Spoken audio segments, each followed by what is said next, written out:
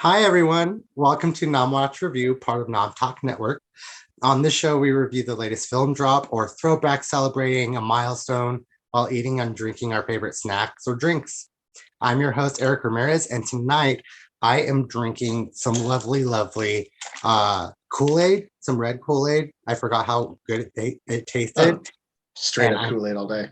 Right. I got this new restaurant and they serve the Kool-Aid, like blue and red Kool-Aid. That's what they call it. It's delicious. Oh, nice. And then I'm also munching on some cinnamon life because I need a little snack. But I'm happy to introduce our guest for the evening. Lonny, go ahead and introduce yourself and let us know what you're drinking and snacking on. Hi everyone, I'm Lonny. That's my third week now on here. It's been exciting. Tonight, my same old as usual, a Jack and Coke. It's my evening wind down drink, and just snacking on some peanuts. Some good old. I just love peanuts. Either that or popcorn. Those are my favorite snacks. Popcorn's one of my go-tos as well. And also Jack and Coke is one of my favorite drinks. So if I would have known, we could have been buddies on that one.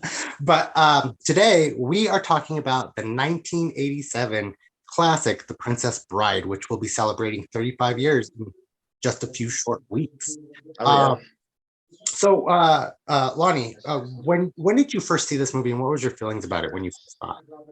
Oh wow, yeah, this is another one that goes way back for me. I didn't originally see this when it came out in theaters, which I don't think a lot of people originally saw this when it came out in theaters. It didn't do very well in the theaters. But I remember the first time watching it was with my uncle, who was really one of the big influences in my life when it comes to film and theater and all that stuff. He was an actor, and we'd always have like movie nights and stuff. And I remember him bringing it over one night for me and my mom on VHS, and I fell in love with it then. My mom fell in love with it then. It was at the time it was starting to play on TV all the time. I remember we recorded it off of TV, and I just wore that tape out. It was pretty much my personality from like 9 years old to like 13 or 14 years old. I could quote this movie from top to bottom. I could stand on a table and play all the parts and recite every line of this movie. I had seen it so many times. Oh yeah, no, I'm right there with you. When I saw it on VHS because it came out, and it came out the year before I was born. So I saw a little bit into the 90s, but it was definitely one of those as well that was just I would watch it over and over again, much like all the videos of those times, like Labyrinth and everything like that. But the lines and the nostalgia for it that just came from it, all the wittiness and dry humor and just all that made me love this movie even more. Oh yeah, absolutely. Looking into the chat, Tin Alphabet says, I literally have red wine ready for this. So welcome, Jack, and red wine and some Kool-Aid. So, but first off, I want to start off with your popcorn rating. What do you rate this movie, Lonny? 1 to 5 popcorns. I rate this as a 5. It has a very strong, important part of my life. I know I always rank kind of the movies high, but I've gotten attached to doing these 4 movies that I do really care about, really respect. There's a lot about this movie that I respect and I love. Even as we were talking before we came online, I watched it recently, and I can see how it's aged a little bit, and some of it just like as we've gotten older, it's not problematic really in any way. It's just some of it has. It's older. It's aged. It's a 35-year-old film now. I'm 42, so this is like it's been a part of my life, my whole life, and so yeah, I rate it as a 5 because it's still to this day, even though I don't watch it as much as I used to, it's still a movie that even if I come into it in the middle, I'll watch the rest of it. Yeah, no, I agree with you there, but my popcorn rating is a little bit lower. I gave it a 3.5 just because, like you did say, it did age, and watching it now, because I've watched it several times past like week or so, I've just noticed like for me the pacing of it in some areas it wasn't as quick-witted as I remember it being. Also, like the story, even though I love the story and everything, it just kind of starts and then jumps really quickly for me. So I did have to give it a little bit lower of a score, which is disappointing because I never thought I would. Yeah, it's definitely one of those that as I've gotten older and my love and study of film has changed, it chops up a little bit. It drags in some points, like the story kind of like just like it tells you like this whole opening thing, and then it jumps, and then it jumps, and then it jumps, and then you get to the end, and that's it. It feels like the last half of the film is a little choppier than the first half of the film. Yeah, that was my thoughts exactly. It was just like, Yeah. But That comes with my mind being poisoned by the film industry. all of us with how the movie industry is nowadays, like a lot of those old classic films do definitely have aged differently, much like this, because we're expected on certain points now. So yeah, it's almost like attention levels have changed. You know, you have to keep people engaged every 30 seconds, or at least or it drags on too long. Oh, definitely. And like back then when this movie came out, like you said, it came out in the theaters and we had to go to like Blockbuster or record it on DVD to get the VHS. But now with streaming, this is on Disney Plus. So you like get and go and go and go. And yeah. Actually, to be honest about it, speaking of it being on Disney Plus, the 4K upgrade they did to it is actually it's very nice. Like the color and smoothness of it was really good. I haven't watched it in a while because I have like an old DVD rip that I usually watch on my hard drive, and seeing it actually on Disney Plus with a good upgrade to it, I was a little surprised. I'm like, oh, this is really clean. That's what I am liking about now things going to streaming services like Disney Plus, because they are upgrading them. So the things we loved in our childhoods and stuff like that, it's just getting this new like clarity that we can appreciate even more. Even though if the story falls behind or something like that, the color and everything, they're just trying to bring a life back into it, which I enjoy. Right. I couldn't imagine watching the old VHS of this. Just I'd be squinting at the TV the whole time, like trying to see what's happening. I mean, I do that now. I have glasses. I have to do that anyway. I can't see without them. So but before we get talking about the story and everything like that, I did want to touch base on this cast. I still give it, the cast in this movie was incredible. We had Carrie Elwes as Wesley, Robin Wright as Princess Buttercup, Mandy Patinkin as Inigo Montoya, Chris Sheridan as Prince Humperdinck, Christopher Guest as Count Rugen, Andre the Giant as Fezzik, Wallace Shawn as Vicini, Carol Kane as Valerie, Billy Crystal as Miracle May, and Rob Reiner directed it. Like this cast directing for the time, it was just like they got all these bright and shiny little stars and put them all in one movie. And we're like, go have fun. What did you think? When a lot of them, I mean, they weren't huge stars. I mean, they were all recognized. Like everybody kind of knew who they were. They weren't like nobodies. But I mean, I remember when I was a kid, like the biggest draw for me was like Andre the Giant's in this, because I was a huge WWF fan, you know. Yeah. I'm like, oh, Andre the Giant's in this. And there was so much other stuff that I recognized people from, like Christopher Guest, obviously from Spinal Tap, and you know, Rob Reiner, who also directed that as well. You know, I recognized Mandy Patinkin from Yentl. Which just kind of throws my theater side out there. You know, love my Barbra Streisand movies, but it's just so interesting, like all of these actors together, and you find out about it a little bit too when they all talk about being on set together. They were all like a family. They all loved each other. Yeah, on set, and so like all of their dynamics, all their relationships and everything on screen felt very natural, and it all felt very good. Yeah, I definitely see the on-screen, the chemistry that all of them had, be it if they were a villain or the princess or anything like that, was so good. And even to this day, like most all of them still talk and consider themselves family. Like I know it was like probably 7 years ago, they did a Vanity Fair, like bring back the Princess Bride. Oh yeah. They had everybody there who was alive still. I think Andre was the only one who wasn't there. Yeah, but it was great to see them all and all of them just having fun and just going down a stroll of memory lane. Going to the chat really quick though. Q Ball says, "Hey y'all, Q in the house. Hi What's everyone." up, Q Ball? Hi everyone. I give this movie a 5 out of 5. It's a classic and so many cameos. Oh, you can't miss Andre the Giant. Then Tin Alphabet says, "I'm with you, Q Ball. 5 out of 5 for me as well. I even have a wine glass that plays with one of the most famous lines from the movie. My wine glass says, 'Hello, my name is Inigo Montoya. You drank my wine. Prepare to die.'" One of the most recognized lines in this entire film. Oh yeah, like we could get into that for sure. This is probably one of the most quotable movies for me in the world. Besides maybe like Young Frankenstein. Like it's just every line. I still use lines from this movie in regular conversation.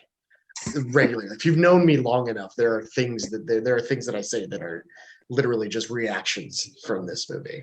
Just things in your repertoire that you're just like, there, I have a line for that. Yeah.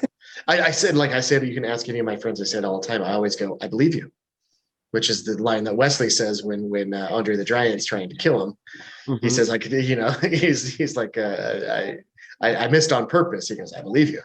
Yep. And the other one is like the other one I like is Count Rugen's line, which I use all the time. I'm like, "And this is for posterity, so be honest. How do you feel?" No, all the lines in this and what the actors brought to these lines. Oh yeah, the amount of ad-libbing too that was in this. Oh yeah, because all of them are fantastic at it. Every single one of these people that were in the movie, minus probably Andre the Giant because he had his own issues at the time, but he's still right in and he even says, and apparently they all loved Andre. Apparently he was just a great person to be around on set. Oh yeah, which is really funny. Like as a WWE fan as well, when you hear some of the old stories about Andre backstage for fights, he was a totally different person. Apparently, he was an a-hole to so many other wrestlers. Like he was really kind and loving to so many others, but like he hated Macho Man Randy Savage. And like to hear some of the stories of like him straight up hazing Randy Savage for years is just hilarious to me because I know of all the things that I heard about him, about how kind he is and how gentle of a giant he was. And then just to hear that as well is like, I got two sides of Andre the Giant here. And you got to go with that. He did an interview and he said that a lot of why he felt like so close to the people in this movie was because they didn't treat him differently. Like how big he was or that he was a wrestler. They just brought him right on in, which made him feel way more comfortable. Which I thought was really interesting. A fact I found out a while ago, probably 4 or 5 years ago, was this movie had been tried to be made several times over years. They just never really got it off the ground. And one of the original people to play Fezzik was Andre the Giant. Oh, no, I mean Arnold Schwarzenegger. And I just feel like Arnold Schwarzenegger not only wouldn't have gotten along with everybody on set, he just wouldn't have had that gentle giant feel. I can't imagine Arnold Schwarzenegger playing this part. I really can't. I feel like it would have been Terminator in peasant clothes, which is not going to work because he would have been too hard. I think part of what really made Fezzik was, he's a gentle giant. He's this soft guy. He likes poetry. He likes, he likes to just kind of do his thing. He's soft spoken even, but he could kill you with one hand. Correct. Which another thing I did find interesting about the movie is that Andre was having like severe back issues through the filming of it. This was towards the end of his career too. So his back was in bad shape. Lift any props. So all the times you see like everybody getting lifted, like Wesley and everybody, they're on wires. So it looks just carrying. So I found this apparently the scene when Wesley first jumps on his back is actually a stunt person who is like a foot shorter than Andre, because Andre just couldn't handle having that done. And all the other scenes are cut in such a way where Carrie Elwes is like on a stool, or Andre's like kneeling down or something like that, because you just couldn't support the weight anymore. Yeah. I mean, that's what you get for having a very physical career and being as big as he was. I mean, the gigantism is hard on the body. The body, you know, the human body really isn't built to be like that. So you know, it's sad. It's a sad thing, especially when you hear the story of Andre and how much he was loved, and he was gone so soon. Yeah, because his body just went out on him. no. But to know that he went through as much as he did in this filming to make it what it was is impressive as well. Well, and I think that this film, for at least for me and concerning Andre, it's a great piece of history for him, and it gives this like pleasant memory that everybody can watch. Oh, absolutely. The grandparents, everybody just keep watching him and enjoying what he did. Well, that's just to bring up another thing. I was going to bring up Billy Crystal twice in this, actually. One is his relationship with Andre on the set apparently led to him writing the My Giant film, which came out, I think, in like 90, 91, something like that. I forget when that movie was made, but it's kind of based on his relationship with Andre the Giant. And they apparently were just really close on the set when they had their time together, which I think was cool. Which I think is also funny because they spent so much time together, because the scenes with Miracle Max apparently took like 3 or 4 days worth of 10-hour day filming, because Billy Crystal was just cracking everybody up on set. Nobody could stop laughing. Yeah. Rob Reiner couldn't stop laughing. Apparently, Mandy Patinkin bruised a rib from trying to hold in laughter. Yep, That's the only injury he got throughout the filming of this entire movie. Yeah, his rib laughing so much. Yeah, just because Billy Crystal, who's known as being a riffer, just went off and just did line after line. They just like no line was the same every time he was doing it. And I thought that was funny. Going back to injuries, that's a really interesting one as well. Apparently, there were quite a few injuries on the set. Some of them funny, some of them like, that's a little dangerous on set. But like Carrie Elwes, I guess, broke his toe because he was driving around Andre's ATV and like fell off and busted his foot. Wow! And so there are scenes where he's like literally limping around or couldn't walk. And so that's why he's just like getting carried around for the last half of the movie, huh? Yeah, and apparently, I was just reading this today. Actually, I didn't know this. During the fight scene between Mandy Patinkin and Christopher Guest, that final duel, Mandy Patinkin actually stabbed Christopher Guest in the leg. Because he was so intense, like he was so focused on that scene, because as we've heard many times before, Mandy Patinkin really put his emotion of losing his own father into that fight. And I guess at one cut, Christopher Guest said to the choreographer, he's like, look, I know you trained us and this is all going really well, but I feel like me fighting Mandy right now, I'm just having to actually defend myself. And then he ended up like getting stabbed in the leg. That's great. I mean, it came out looking very well. It's one of the best duels. That and the early duel up on the rocks is probably one of the best duels, like sword duels in movies for a long time. Interesting fact about that duel that I just read about too. I guess Mandy Patinkin and Carrie Elwes had been practicing, like as they were shooting behind scenes, they were practicing for weeks and weeks and weeks. And Rob Reiner saw the fight and was like, I want this longer and more interesting. So that's where the stairs came in and the flip and everything like that. So it went from a minute fight to a 3-minute fight just because Rob wanted it to be more exciting. Yeah, and it became what it is. I mean, it's iconic. It is. Going up the stairs and be like, oh, I'm actually not left-handed, I'm right-handed. And the wittiness. Well, one of the wittiness that I love about it too is them just talking about fencing terms. He's like, oh, I see that I see that you're attacking with Capoferro. He's like, well, I think it's typical, or I think it's Thibodeau is good against Capoferro. Yeah. He goes, unless your enemy has practiced Agrippa, which I have. And those are all like actual fencing terms. And they're just like saying to it, it's almost like a one-upmanship. It's like, oh, well, you're doing this, I'm going to do this. And that's part of what like that banter was just so fun, is like, if you actually know anything about fencing and swordsmanship, those were actual like styles they were talking about, which showed that both of them were very trained. Oh yeah, and the people who trained him were two people who went to the Olympics for fencing. So that's who they trained with. So that's why they were so good at it and knew the terms and could just do it, which is fantastic. Yeah. Going to the chat again. Cue Ball says, I mean, there are so many good movie quotes to express our feelings about loved ones fighting it or losing what battle, and we are showing it by wearing it on our chest.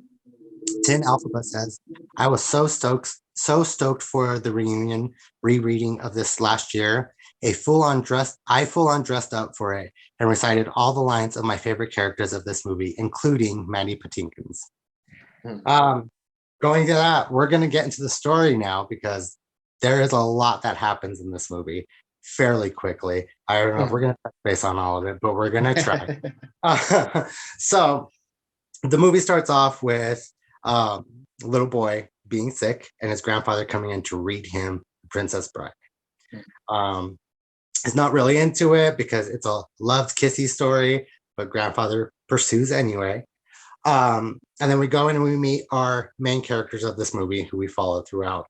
Princess Buttercup and Wesley, a farmer and farm maid. They fall in love, but Wesley decides that he's going to leave to get his fortune, so he's going to be good enough for Buttercup.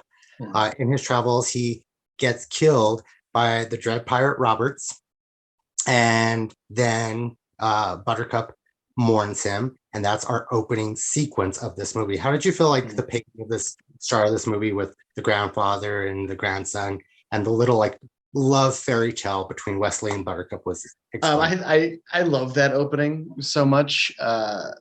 Peter Falk and why am I blanking on the kid's name right now? Fred Savage. Yes, Fred Savage. Yes. I was about to say Wonder Years. What's his name?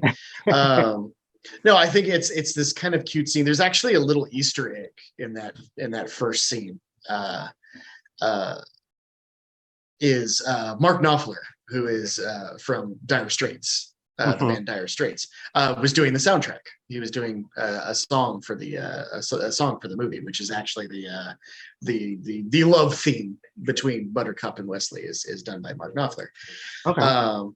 And he had already had a relationship with Rob Reiner, and Rob had asked him to it. And he's like, yes, I'll do it, but I want you to put a Spinal Tap reference into the movie. And Rob Reiner agreed. And the reference that is in it, besides Christopher Guest being in it, was the hat that Rob Reiner wears in Spinal Tap, that naval hat that he wears, is hanging up behind Fred Savage's head. Oh, nice. I have to watch it again, catch that.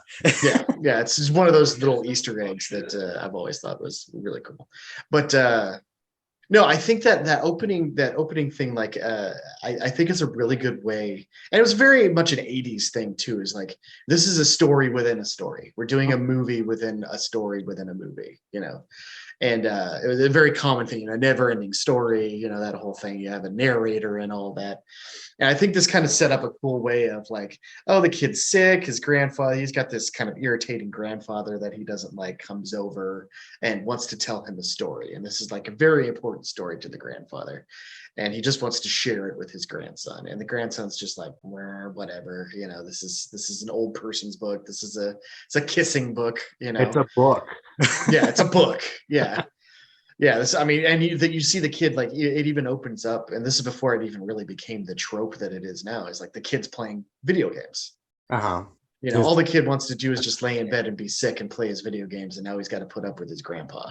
So I think that's like the whole setup for this is very. I think a lot of us at that age could relate, but also sets up something sweet that ends up, throughout the course of the movie. Oh yeah, yeah, because they pop up throughout the movie consecutive times with questions. Which has been parodied several times as well. One of my favorites being Deadpool and the older Fred Savage. Yeah, When Deadpool was coming out, they did the promo for it of him kidnapping Fred Savage and telling the story of Deadpool, which I thought was great. Um, but yeah, as we lead into Buttercup and Wesley's story, I think it's a good. I mean, honestly, it's what, like 10 minutes long, maybe at yeah. most. But it sets everything up. It shows very quickly. Okay, she was kind of a bitch to him, and then slowly like started to grow on him. She realized he was attractive. He was always in love with her. They finally get together and realize that this wasn't like a love at first sight thing. This was a thing that happened over years as I they were mean, but even I mean, for Wesley, it was a love at first sight. But right. even with the "as you wish" being the way he said that I love her, and her finally realizing that, I thought was very sweet and very very cute the Right. way. And I think it's quick, but sets it up perfect. And after that, it's like, okay, here you go. They were in love. Tragedy happened. Here's the rest of the story. Yep. So moving on to the rest of the story, we jump 5 years after Wesley dies. Um, and now Buttercup is supposed to marry. Wow, I just blanked out for a second. Prince Humperdinck. Betrothed to Prince Humperdinck. And before the wedding happens, after he announced it, because he's marrying a commoner, she is kidnapped by Vicini, Vezic, and Indigo Montoya, and taken on this boat ride where she falls in the water with electric eels, and then they have to climb the mountain. And we get to our first scene where we're going to stop, where Inigo and Dread Pirate Roberts, or the man in the black mask, do their wonderful sword fight. Do you think them jumping from him announcing that she was going to get married, her getting kidnapped, and the little play that they had on the ship with her into the sword fight when they climbed up, do you think that was paced well? Do you think they could have done a little bit more explaining once they did that 5 year jump, or how did you feel about this? I always would have, especially after reading the book, the amount of setup that's in there is a little bit longer. Okay. When I was younger, I didn't notice it, but again, watching it as I was a little bit older now, I'm like, yeah, they kind of jump into it. They don't really go into much, but for the sake of the movie and to keep time down, obviously, they jump into it. They kind of give you this whole plot of these rogues are trying to start a war. They don't really explain why they're trying to start a war. They just want to start a war, and presumably because war brings in money, and these rogues can almost grave rob and things like that. It's a very common thing when it comes to war for this sort of thing. And then them just kind of like jumping on the boat and doing the thing. And I love the whole interaction of like, are you sure nobody's following us? Being followed and coming this way. and Vizzini's just like, no, don't be stupid. Why would anybody be following us? Oh, wait, why do you ask? Oh, because someone's following us. Yeah. I love like that whole thing of like the buildup is like, are you sure no one's following us? No, nobody's following us. But why do you ask? Oh, well, because someone's following us. Like that whole thing is just like, oh, okay, that's funny. And then the whole buildup of them like doing the whole thing and climbing the rocks and getting to the top and everything like that. I think at first it really like just that scene, that whole like set of scenes on the boat, and then with the rock climbing and getting to the top of the rocks, I think really sets up the relationship between the rogues, those three characters. Very quickly they did it, but they really showed that, okay, Fezzik and Indigo have a friendly relationship. Vizzini's the boss and nobody really likes him, but they have to listen to him because he's paying.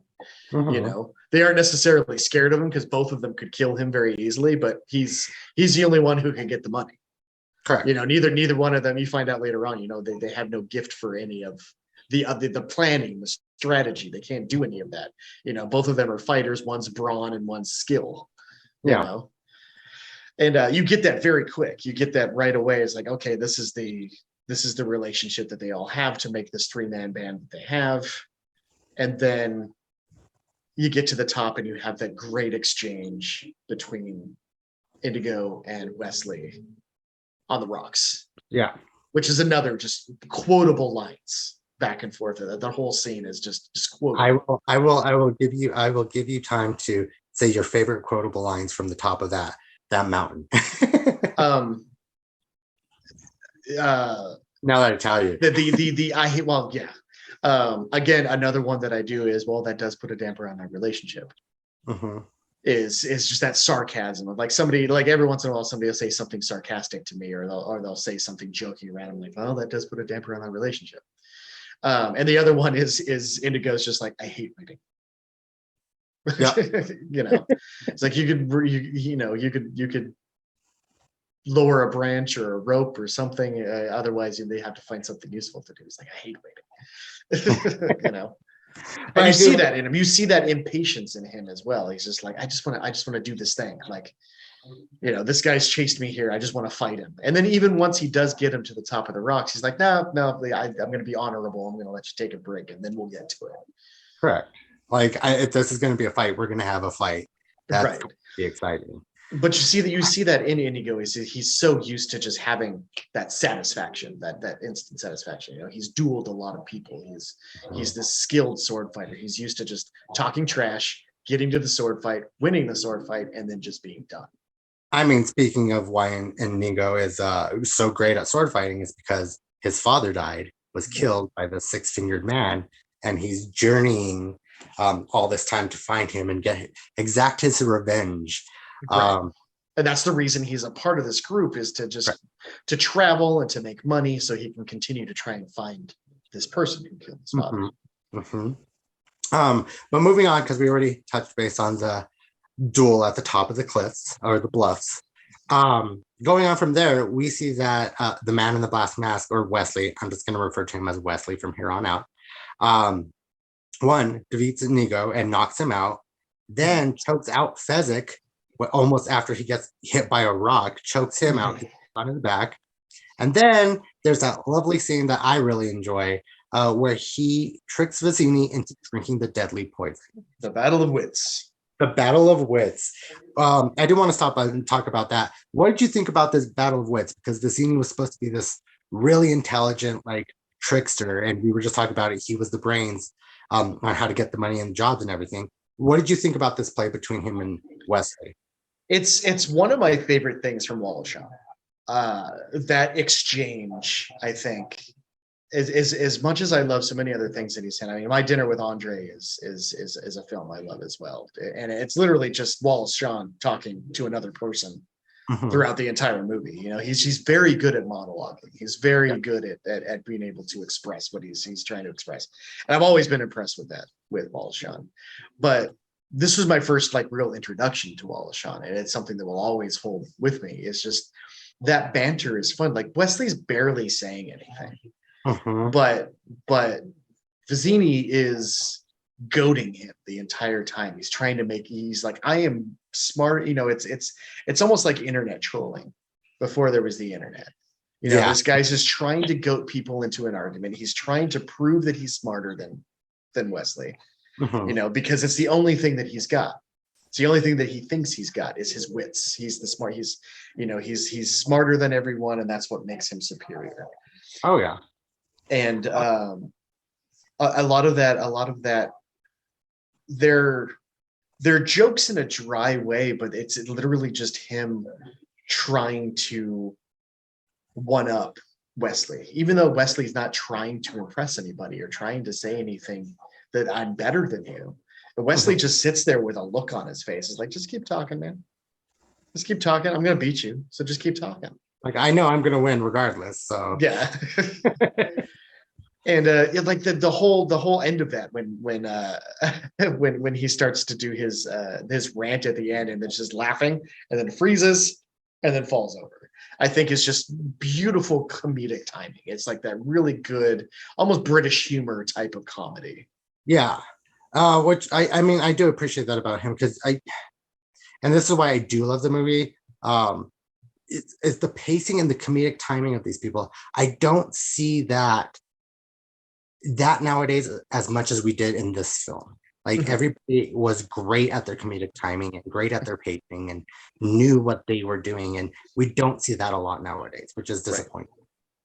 Because which I think has a lot to do with that. I mean, Rob Reiner's films are very much like that. They're banter films. You know, his films comedically with the banter are very similar to what you get out of like Quentin Tarantino in his dramas. Just like people talking to each other and riffing off each other. Just, it doesn't have to feel natural. It feels like something very specific and very specific to that scene. Yes. No, yeah, completely. I'm right there with you. It's natural, and he has a great way of pulling it out of his actors. Yeah. But moving on from there, we're gonna do a little bit of a lot right now. So he gets Princess Buttercup back, and they're walking, and she's like, "You're the Dread Pirate Roberts," and pushes him down the hill.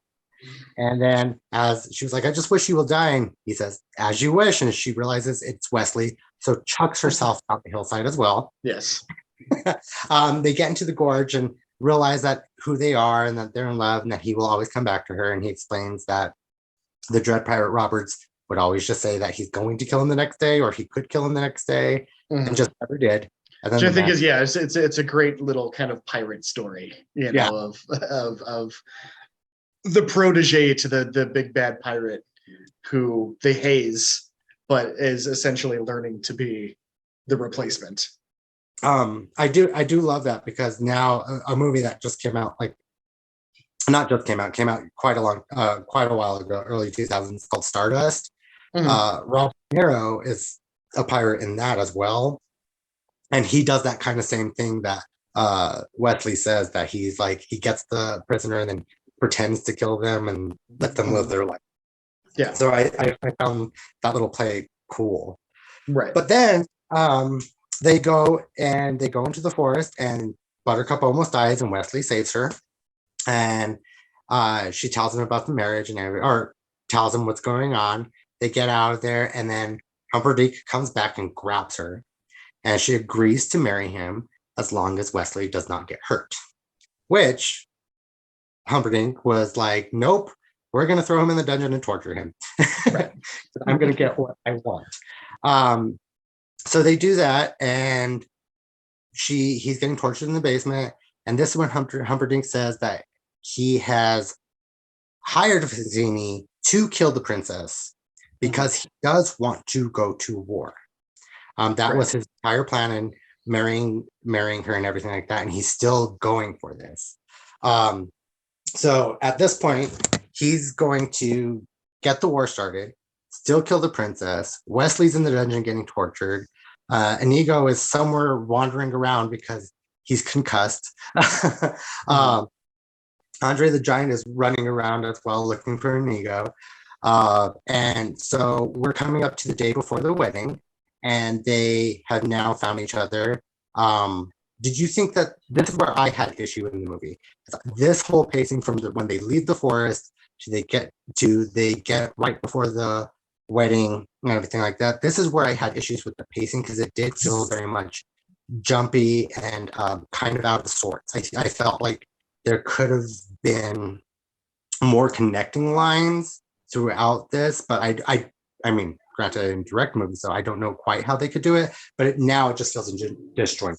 What did you think? Yeah, I can see that point. Like, again, this is like the halfway point of the film where it seems to kind of jump a little bit. I think one of the good parts that I really like is the showing of the heel turn for Prince Humperdinck.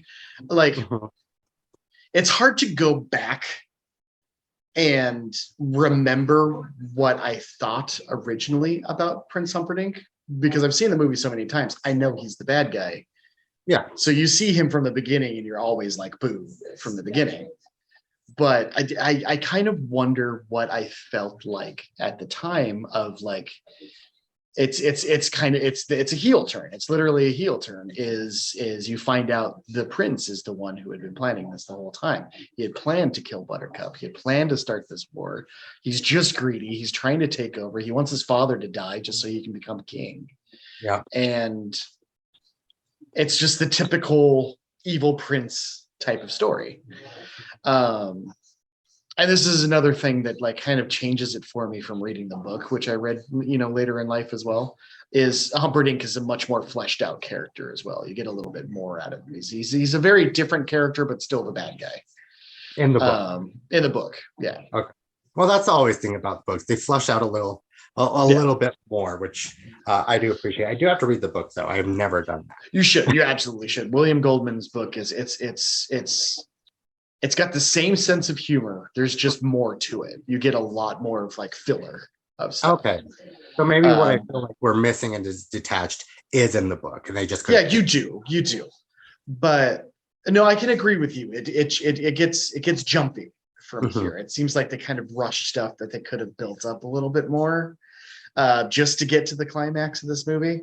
It is a valid complaint, I think, and it's actually one of those that I hear from a lot of people who, which we discuss about this a lot of times so far since I've been on this show. We've discussed many times is a lot of these films, especially for me, that I hold in such a hard nostalgia that I watched originally when they came out or grew up with them. They hit different than a person who saw them much later in life. Yeah. And I can see someone who in their 20s or even early 30s who had never seen The Princess Bride before, watching this movie now after having a lifetime of other movies to build up to, looking at this and going, it's okay. Like, I've never heard that the movie's a bad movie from anybody, but I've heard a lot of people just go, it's okay. I don't get it. Like, I don't get why everybody loves this movie so much. And it's like that tick in the back of my head goes, how can you not love this movie? This movie's amazing. But it's that disconnect between growing up with it and having it really develop part of my comedic personality in the first place, as opposed to being fully developed and watching it later on. Oh yeah, no, I completely agree with you. Us growing up with it when we were younger, we have I still feel about this about a lot of things. Our comedic, the way we take comedy is very different than now, because now they're just like, oh look, it's SNL. That's where we got all of our comedic knowledge. And I'm like, but there's so much more out there like this. Going to the chat really quickly. Cue Ball says Billy Crystal and Carol Kane as the old couple was so good. Tin Alphabet says Carol Kane is my best top 5 favorite actresses ever. Nom Talk Network says Carol Kane never disappointed. Cue Ball also, she is very underrated too, which we are about to get to her, because from this point, Humperdinck kills Wesley and Indigo, and Andre find him and take him to Miracle Max, which is Carol King and Billy Crystal dressed up as old people, and he's a miracle. He used to work in the court before Humperdinck fired him. This whole cottage scene where he's bringing Wesley back to life. I do want to touch base on this because I love the comedic timing of this, especially when they put the blower in his mouth and he's like, he's half dead, but she's a little alive, and blows in. He's like, but if he's all dead, you go through his pockets and look for change. I love that line. It's so smart. What did you think about this? Because since we have been talking about the comedic timing and everything like that, I think those two just play off so well. Always, I loved this scene. I've grown to appreciate this scene so much more from later on, having the appreciation I do for Billy Crystal and Carol King. But at the time, even as a kid, I just thought I got the jokes. Even like they weren't so over my head that I couldn't laugh at them as a kid, but even as an adult, I laugh at them because I do get the context of some of those jokes. And that whole scene of him like resuscitating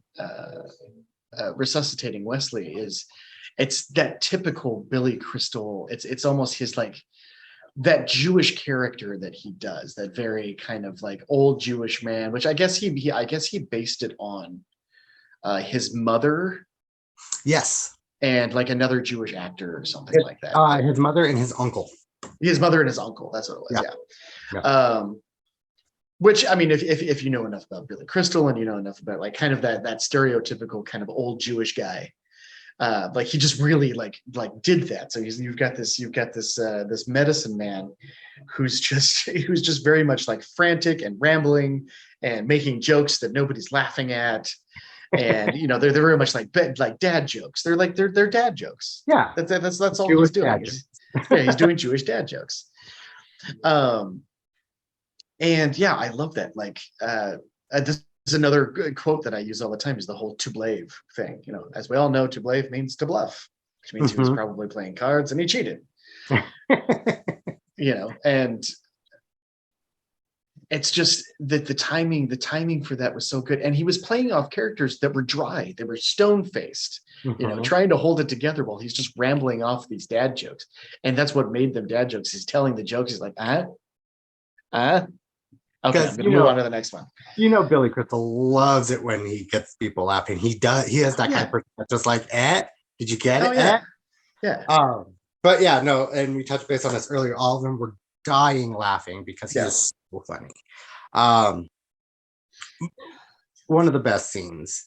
Yeah, and Carole King just being Carole King in that. And her just being right there with him, par to par, just being like, okay, let's go. Back and forth. She's being just as frantic. She's being just as all over the place.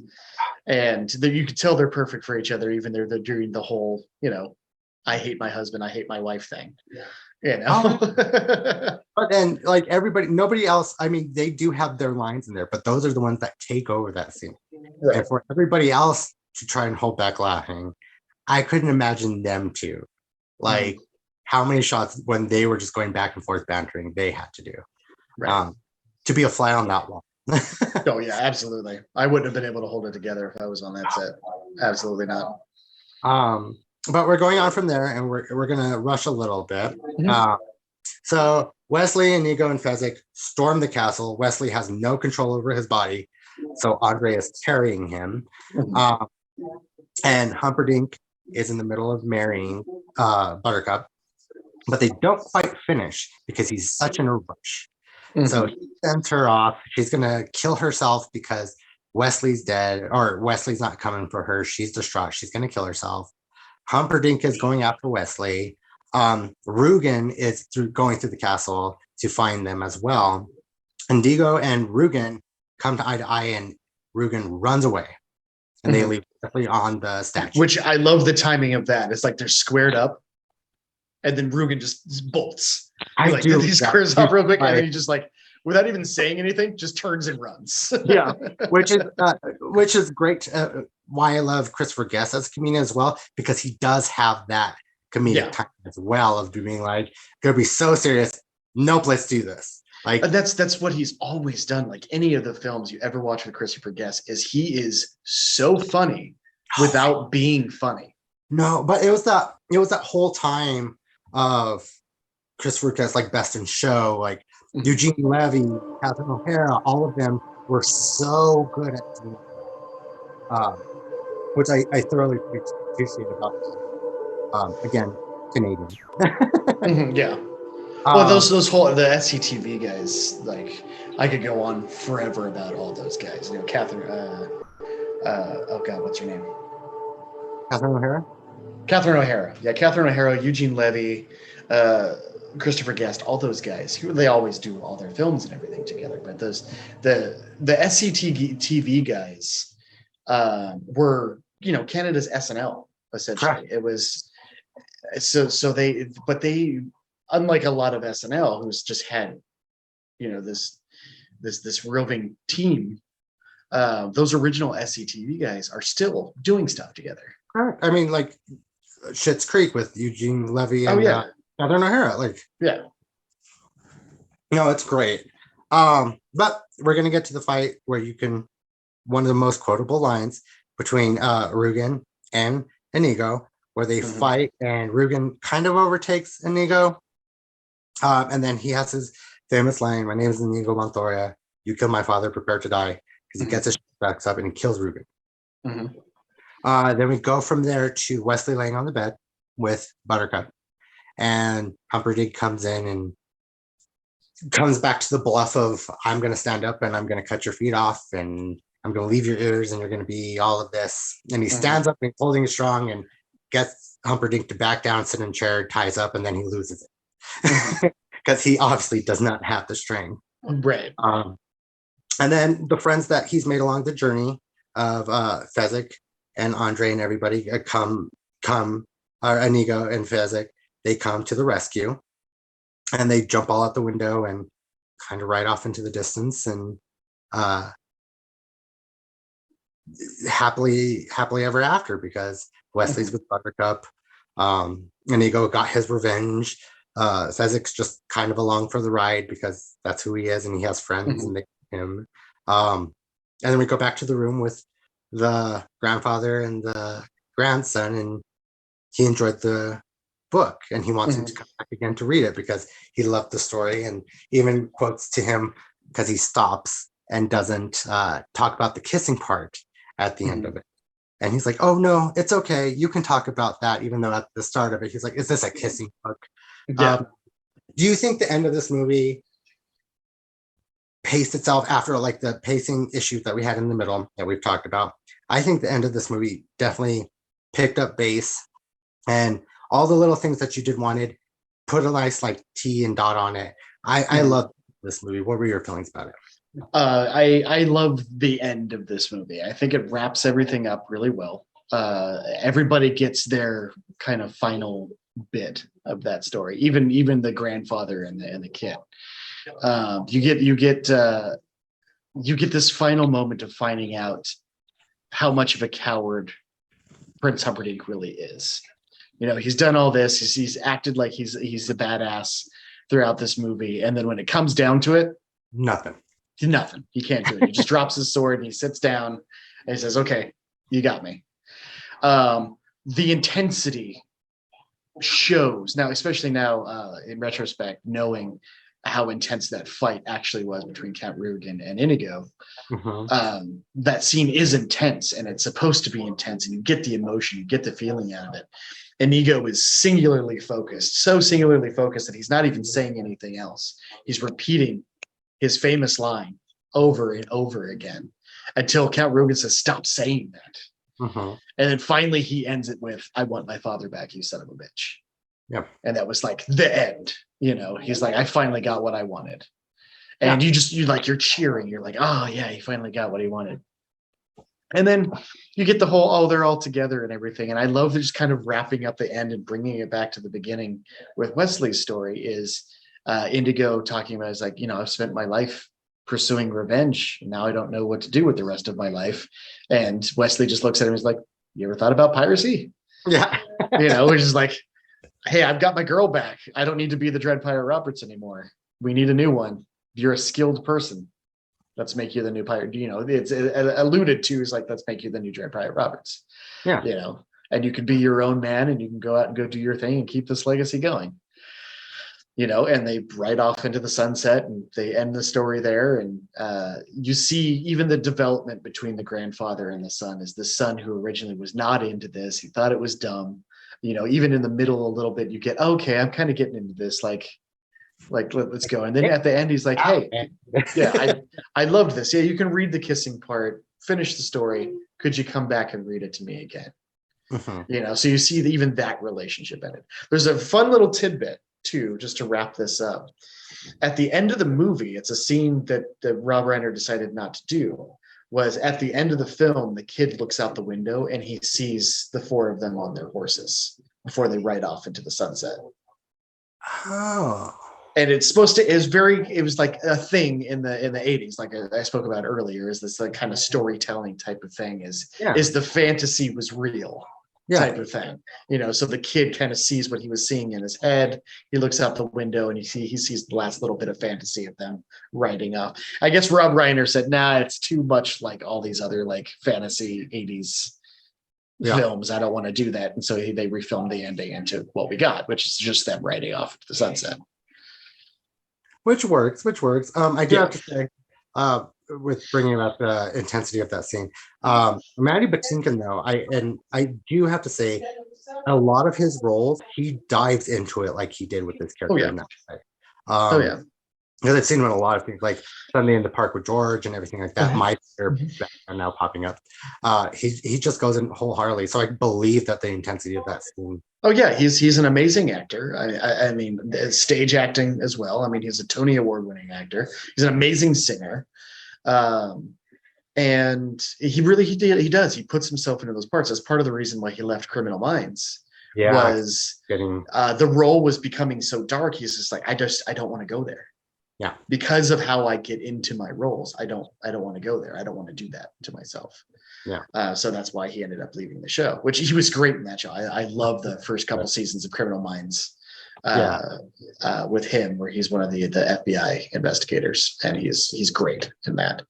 And I don't know if you follow him on TikTok. I follow him and his wife on TikTok, and he's very much just old Jewish dad now. Yeah. No. Yeah. Yes. it's so sweet. It's so cute. I remember last year he did like a home like Shiva, or he did a Rosh Hashanah thing. Okay. And he was just on TikTok. He did a live on TikTok where he was doing all the prayers and he was doing all the singing, and it was beautiful. It was absolutely beautiful. But yeah, he's just absolutely become like his son will film him like just being old Jewish dad, and it's hilarious. To go from Inigo to old Jewish dad. Yeah, right. But that is all the time that we have to discuss this lovely movie of Princess Bride. Lonny, give your final thoughts on the movie, and if you want people to see it, I know you do. So go ahead and give your final thoughts on the film and how much you loved it and everything. Yeah, I give this a 5 just because of how important this movie was to me on so many levels. Just for my love of film, for my love of these actors, for my love of comedy and comedy timing. It's something that it's a movie that will stick with me for the rest of my life, and I will share with anybody I can share. Whether they have already seen it and love it together and we just want to watch it, or if it's somebody who I've met that hasn't ever seen it before. And I try and not get overhyped with it. And I say, just realize that this is an important film to me. Uh-huh. I want to know what you think about it, and then let's talk about it. But it is an incredibly important film. If you haven't seen it, absolutely. It's on Disney Plus. It's a beautiful transfer. Give it a watch. Take into consideration the age of the film and when it was made, and that'll help with a little bit of it. But just remember that just because you don't like this film doesn't mean you're a bad person. That is very true. You're wrong, but you're not a bad person. You have to love the film. You may have issues with it, but you have to love the film. Yes. Because even though I gave it a 3.5, I do love this film. I'm right there with you. I do have people watch it all the time, and hope I don't give a biased view on it. But I do love it. I try to get people watching it out there and everything. But I want to thank you all for tuning in out there. Thank you for having me again. Oh yes. Be sure to join our Discord to keep this conversation going, as well as subscribing to our platforms at Nom Talk Network. I want to again shout out Lonny for being here. Tell people out there where they can find you, Lonny. The best place really to find me, even though I don't post very much there. When I do, it's usually like props or nerd stuff, a lot of Star Wars content and things like that. It's usually on Instagram, which is the_Sith_abides. So the Sith abides separated by underscores. That's usually where you can find me. I don't post much on social media. I love social media. I just don't do much on it because I don't think I'm pretty enough for it. But yeah, that's where you can find me, and I hope to be back for other things. And I love being here, and I hope to see you guys next time. Oh yeah, well, we would love to have you back, Lonny. You've been great. Now, Nom Watch Review and Basic Binges are in podcast form. You can listen to them wherever you get your podcasts. Tune in to our next show, which will be tomorrow, which is She-Hulk Episode 6, which is exciting. That series is going great. But until then... I'm going to watch right after this. Right? But until then, I'm your host, Erric Ramirez. You can find me on all socials at Heartless7. And for everybody out there, have a nomorific day.